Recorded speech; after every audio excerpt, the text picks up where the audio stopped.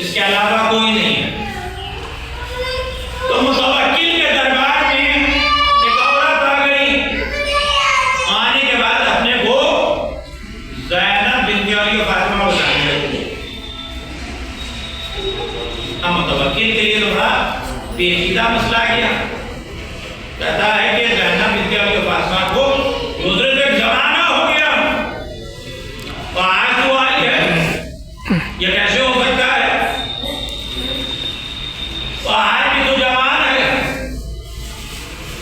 तो फौरन उसने कहा कि रसूल सल्लल्लाहु की हदीस है, बशारत दी उन्होंने क्या हम जो है हर 50 साल के बाद जवान हो गए। अब कौन काटेगा रसूल की बात? इसलिए अगर कोई बात मनवाना हो तो काला रसूलुल्लाह कह दिए तो समाज में नहीं लग जाएगा। इसलिए रसूल का फरमान है और रसूल की बात को कोई काटने वाला है नहीं, और जो रसूल की बात को काटे वो काफिर है। अब इसमें उसने सहारा बना लिया कि जैसे मैं रसूल सल्लल्लाहु का नाम लूंगी तो खामोश हो जाएगी, सब खामोश हो गए। अब क्या किया जाए? तो रसूल का नाम ले रही है क्या हर 50 साल के बाद जवान हो जाते हैं? क्या जवाब है किसी के पास? सब के सब झुक गए और मुतवक्किल ही के दरबार से एक शख्स खड़ा हुआ और कहा मुतवक्किल ये तेरे घर का फैसला नहीं हो सकता है, जिसके घर का है मसला वही फैसला करेगा, तू क्या कर पाएगा? तो मसला कहाँ? या अपने को क्या बता रही है? या अपने को ज़ैनब बिन्त अली फातिमा बता रही है? तो अली और फातिमा के घराने वाले तो बताएंगे कि ज़ैनब है या नहीं है, तू कहाँ बता पाएगा? तो बात तो तूने सही की, फिर क्या करें? जिसे तूने जिंदान में रखा है उस इमाम को बुलाया जाए। हमारे दूसरे इमाम को बुलाया जाता है। अब एक तरफ औरत है और एक तरफ मेरा मौला है, मर्दाना तस्वीर जमा हो गया। आज क्या फैसला होगा? इमाम क्या बताते हैं? इमाम ने ये लिखा कि तू झूठी है। इमाम ने कहा क्या कह रही है? तो उसने कहा कि मैं ज़ैनब बिन्त अली फातिमा हूँ। इमाम से कह रही है।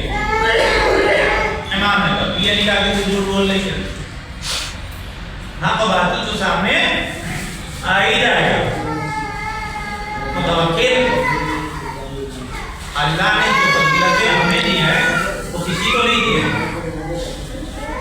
और सुन मुतवक्किल,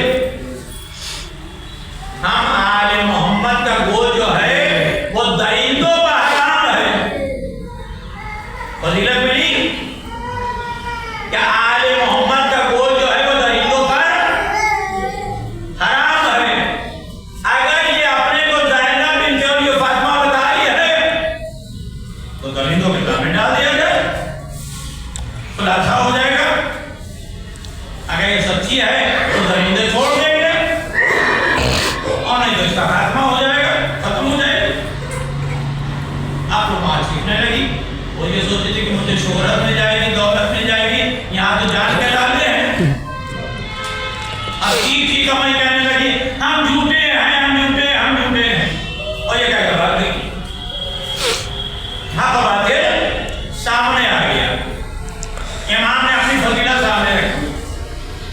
जितना फजाइले आले मोहम्मद को दबाने की कोशिश की गई उतना ही आले मोहम्मद के फजाइल सामने आए। अब मुतवक्किल के पहलू में एक ऐसा शख्स बैठा था जो दुश्मन अहले बैत था। उसने मुतवक्किल से कहा मुतवक्किल तू भी चाहता है इसका खात्मा हो जाए? हाँ चाहता। अगर ये शेरों के सामने चले जाए तो शेर का हाथ छोड़ने वाले, कबीले का हाथ छोड़ने वाले खत्म कर देंगे, तेरे सर पे दाम भी नहीं आएगा। तुमने कहे बात तो तुमने सही की, मुझे ये नहीं जानता है तो हुज्जत खुदा है, कायनात आलम के हाकिम यही है। का फरमाने रसूल लोगों के इत्मीनान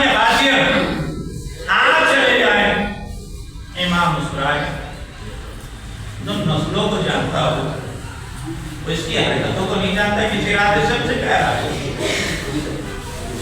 जबान पर कुछ है, दिल में कुछ है, कहा हाँ मैं तैयार हूं। अब उसने तो पूरा इंतजाम किया, तो क्या ईमान को भेज रहा है? तो मामूली बात तो नहीं है। बैठा तो सवाल, शेरों का पिंजरा कहिए या शेरों का घर कहिए, इंतजाम किए जाते हैं। बाला खाने पाकर मुतवक्किल बैठता है, मेहमान से कहा जाता अंदर जाइए, तो फिर बोला जाता है और मेरे 10वें इमाम अंदर दाखिल होते हैं।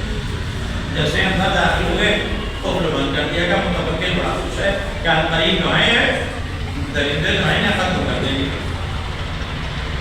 और दरिंदे करने लगे। मुतवक्किल बहुत खुश होने लगा, अब करीब है आत्मा हो गए। मगर जैसे ही इमाम के पास आए, इमाम का तबाह करने लगे, जैसे आप गरीब वाले का तबाह करते हैं। इमाम के कदमों का बोसा लेता था, किनारे बैठ जाता था। अब चारों तरफ दरिंदे हैं, बीच में इमाम खड़े हैं, तो अपने हवा के दामन की हवा दे, जिसे ईमान के दामन की हवा लग जाए और भूख और प्यास तो नहीं खत्म हो जाती है।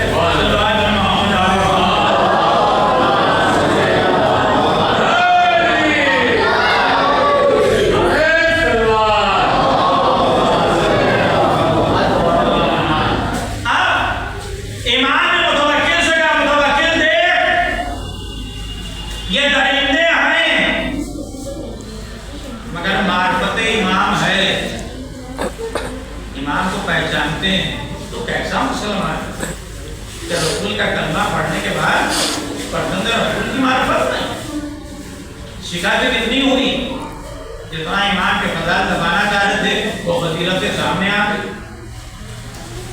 आले मोहम्मद क्या है कि कोई ना समझे। वालिय मदीना से मुतवक्किल ने कहा कि ऐसा है कि फरजंद रसूल पर बड़े जुल्म ढाए जाए, हम ये चाहते हैं। लेकिन वहां की हसरत मदीने में निकाली जा रही है,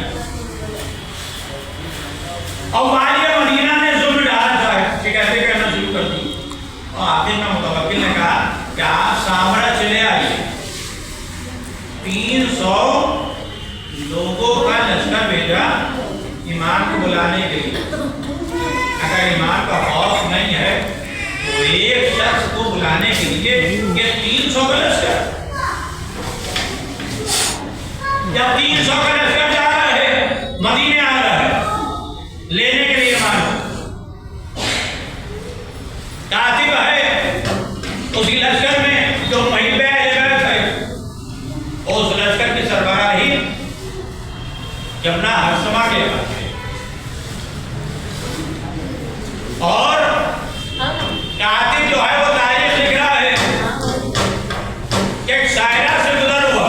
हमारा मौला अली जो है ये कहते हैं कि कोई जगह ऐसी नहीं होगी कि जहां कब्रें ना बनाई जाए। जहां अब है क्या बताओ, ये शायरा में कोई गुजरता ही नहीं है तो कब्रें कब बनाएगा? अपने मुद्दों को लेकर यहाँ कौन दफनाने आएगा? तो ये कह के हंसने लगा। तो कार्तिक कहता है कि मेरे मौला ने जो कह दिया है सो कह दिया है, होगा वही जो मेरे जज ने कहा है, मेरे मौला ने कहा है।